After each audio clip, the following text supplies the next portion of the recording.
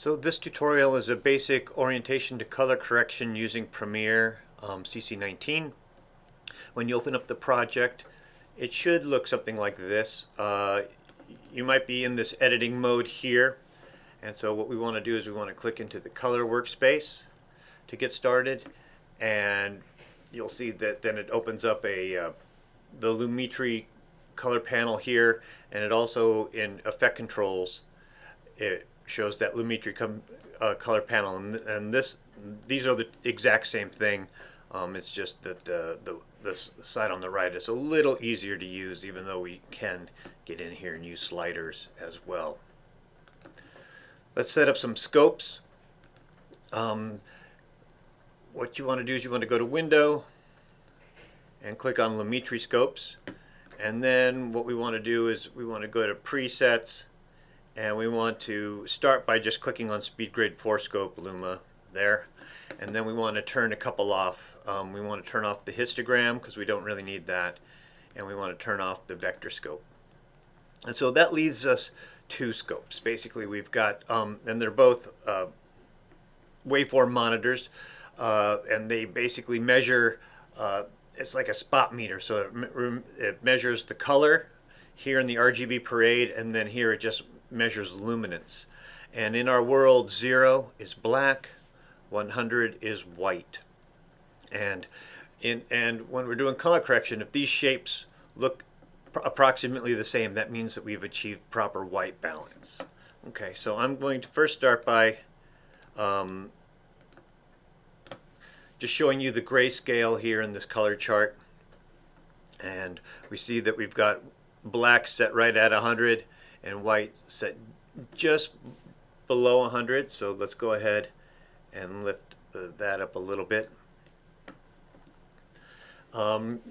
These are the basic tools. What we want to do is we want to work from the bottom up in this world. So first thing that we want to do is we want to set our 0, our black, and then we want to set our white level, and then shadows. Then so those are hard limits, and then we can change the gamma in the shadows and the highlights. By pulling this towards black, we're making the darker things darker, but we're not making, but black is always the same, right? Black has already been set. I'm going to just zero that out.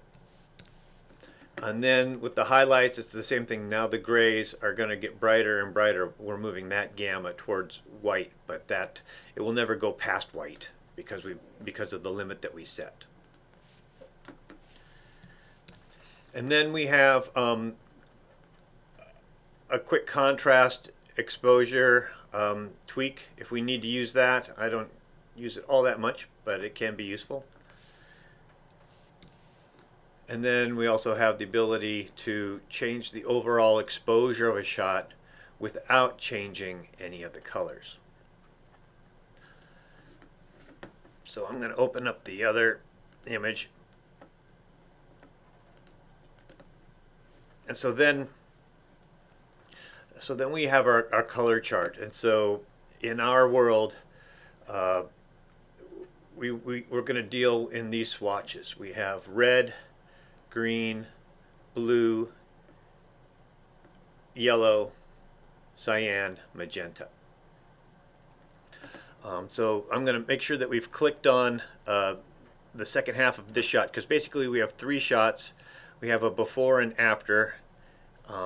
We have this young woman there and this young couple there. And so all we're going to do is color correct the second section so that we have a before and after when you do your final render. Let's start by using the color tool, and let's click on white and say, well, actually let's click on something nasty. So now we are completely out of wackadoodle, and so let's go ahead and change our white balance again, and this time I want to try it in gray, and let's see what this gray does.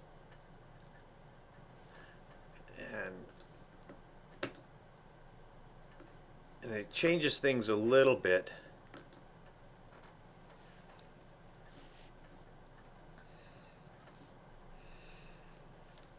This red seems a little too tomatoey to me, and so let's make things a little more blue.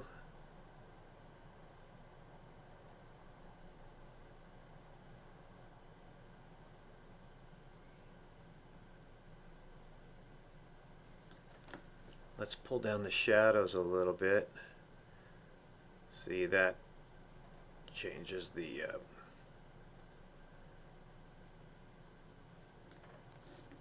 saturation a little bit. We also have a saturation bar we can tweak later if we need to.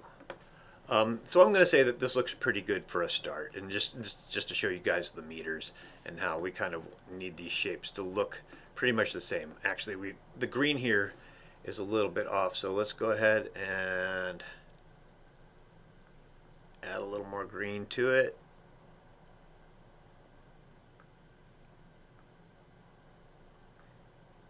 That's too much.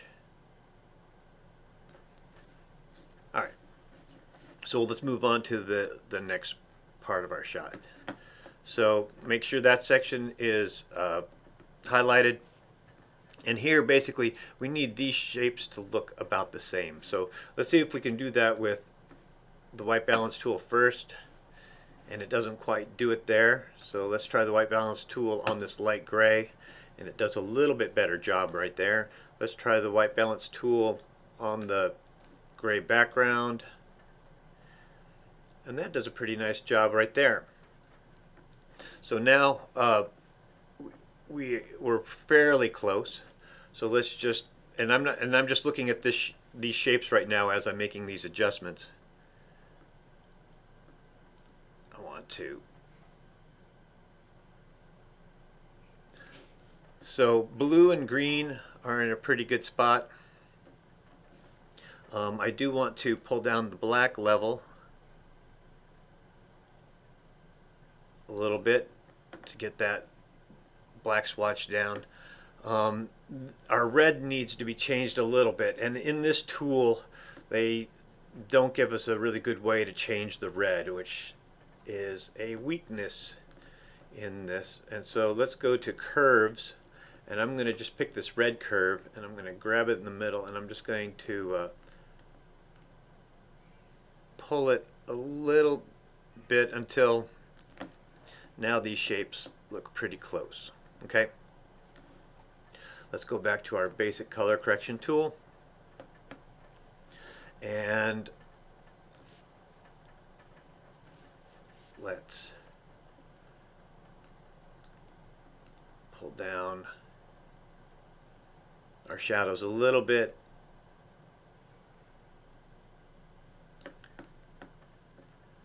Let's see what happens when we pull down the exposure.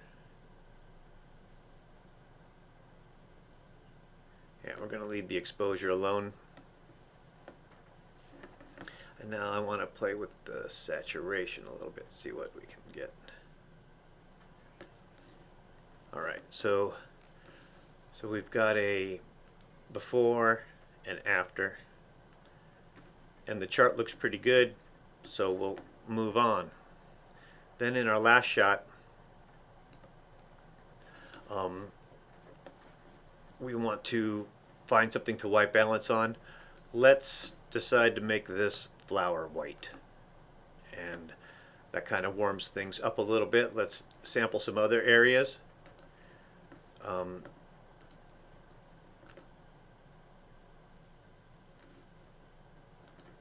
Let's see what happens if we try to make that white. I kind of like that. Let's pull down our blacks a little bit, and I'm looking at the luminance monitor, the black and white one, to set that for right now. And let's pull down our shadows a little bit. See what happens if we push up our highlights just a hair. Let's play with the contrast bar. See if we get anything interesting, we probably want less contrast. In fact, let's pull down the highlights and get a better overall exposure, and then we'll zero that out again, and let's move up our exposure a little bit.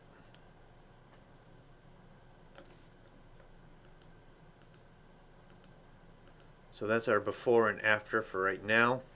I think that's pretty good. Let's boost the saturation just a little bit. Alright, so that's our before and after. And now what I want to do is I want to create a soft vignette that's over this entire image. And so basically I'm going to click on the Lumetri. I'm going to hit copy C, Command C for copy, and Command V for paste. And we've added a second one, and I'm going to click here to reset it. And I am going to click on this mask path tool, and basically I want to put a kind of like a darker vignette around the edges of this image to draw our eyes in towards the center. I'm going to feather it out a great deal, and then all I'm going to do is pull down the exposure, and you'll see that it's pulling down the exposure in the middle. So we'll come over here and we'll click invert, and now it puts it to the outside. And if we turn it on and off, it's pretty extreme. So let's back this off a little bit, because we want to see it and not see it all at the same time. And so that's much better. So now all we have to do is export it, File, Export, Media.